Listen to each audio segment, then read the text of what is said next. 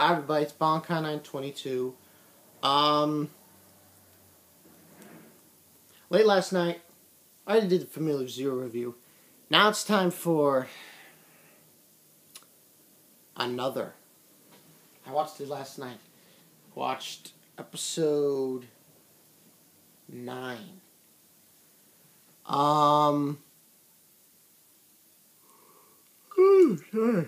Watched episode 9 last night. This one was called Body Paint.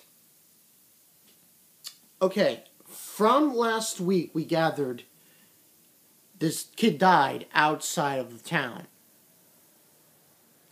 Watching the show for so long, I still remember the name of the town. But anyway, which is unheard of. And everyone's like freaking out. So what ends on happening is, beginning of the episode, we have this scene with everyone's there, you know, Yoichi, Misaki, that girl professor, and the librarian. And Ayazawa, in charge of the countermeasures, and her friend. When they're leaving, she's giving this evil stare to Misaki. But we just pass it on, and then they move forward. And they're walking with the librarian and the professor. And Koichi, he starts talking about, you know, the fact that he died outside of the town. That's when the librarian brings blockbuster news about that. It turns out that's not the case. He asked him on the day, did he act any strange? And he says, yeah, he was throwing up a lot due to the car ride to his house to meet up with the others. And he announces to him that it was found out that when he left his house, he hit his head on something. And he was very disoriented. And he just left the house just like that. So, the truth is, he never went to the hospital to find out what was wrong with his head. He died before he got to the beach. So, that's what we found out about it. It was pretty intense stuff. Pretty crazy stuff to find out. So, that's the story there. And moving right along,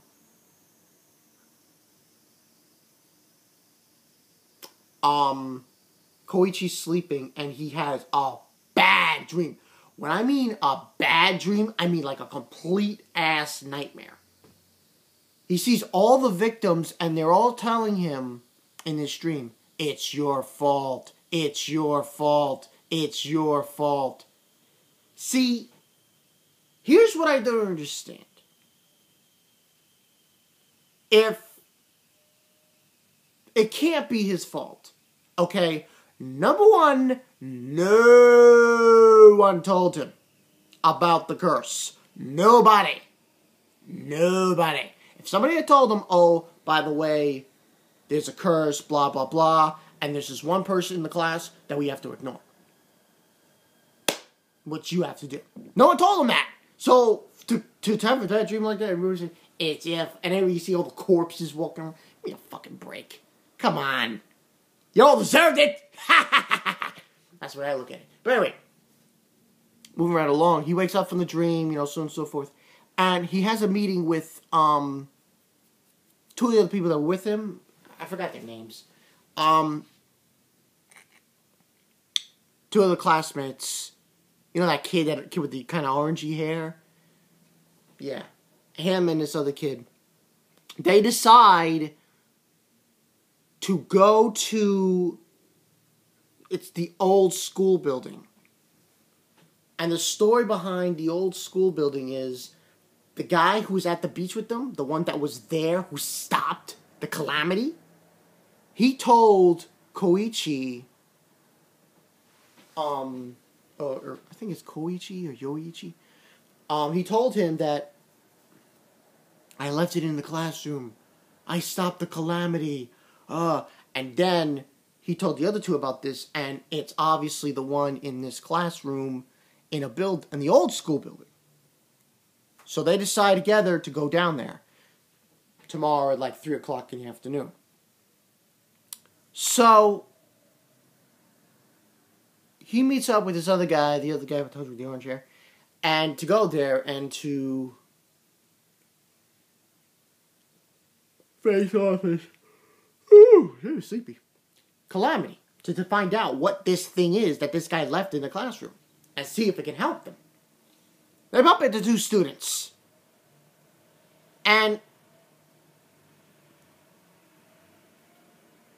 they're talking about him and what they were doing and why they were there for a class, drama club with the librarian guy, professor. And they're asking him, where are you guys going? If they had said nothing, said nothing. And I think Koichi was in favor of telling them nothing. We're just there to look at the stars. He could have said that, and they would have been on their merry way. But no. Let's tell them what we're doing. We're going to go in there to stop the calamity. And then, I think it's the other guy. He asks, you want to come with us? And they say no. And they got this kind of sorry, sad face looking at him, and they saying sayonara, and they're looking at him like he's to blame. Give me a fucking break, okay? And if anyone's to blame here, it's Akizawa, because she didn't tell him about this. But that's just my thoughts. So they go into the room, they go into the building. And meanwhile, you see the two girls, they're leaving to go to their houses. One of them is actually leaving town.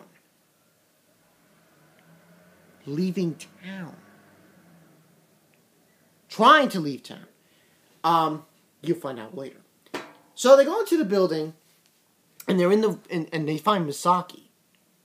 She's in the building already, with doing art in the art room. And they all decide to go into the room.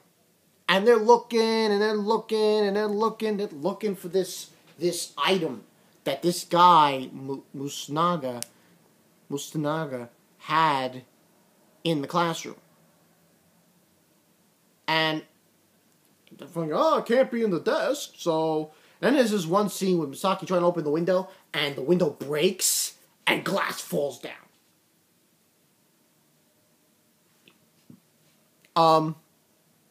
So they're looking, and they finally find in this lock, Koichi finds it, or Yoichi, whatever his name is, finds, it seems to be, it says this, and writing on it saying that, this is to, for the calamity of class 3. This is for you and everything. And he opens it, it's a cassette tape. So they go into an AV room, get an AV cassette player, and listen to the tape. It's Musanaga. And while he's listening to the tape, you see one of the girls who they were talking to before is leaving town, and the other one is going home, and there's this bulldozer coming down the hill. Meanwhile, they're listening to the tape, and he's explaining to them on the tape that during the class trip, they went to repair this shrine, and they prayed. And I figured it stopped it. Didn't stop it. Actually, one gruesome part was, one student, it was during a lightning storm, he had an umbrella, he got struck by lightning.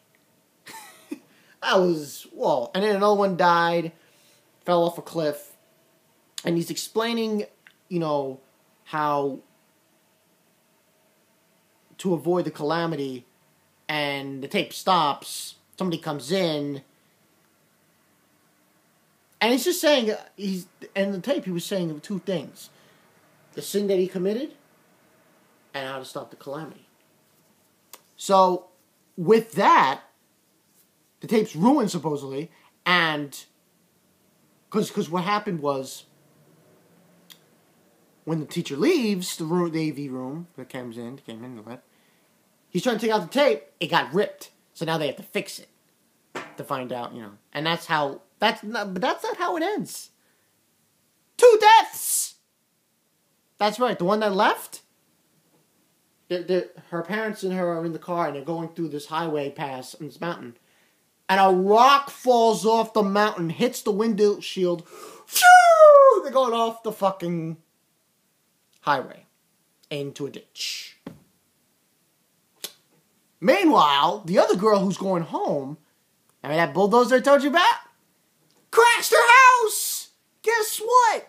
Her brother was in that house, and guess what? Her brother's dead. And that's how the episode ends. I see, and I already got comments beforehand about the Mirror Nikki, Mirror Nikki Guilty Crown ending thing. I see no reason whatsoever to suggest that this is going to have a good ending. Either. But Mirror Nikki's different, so. But man, 2 more deaths.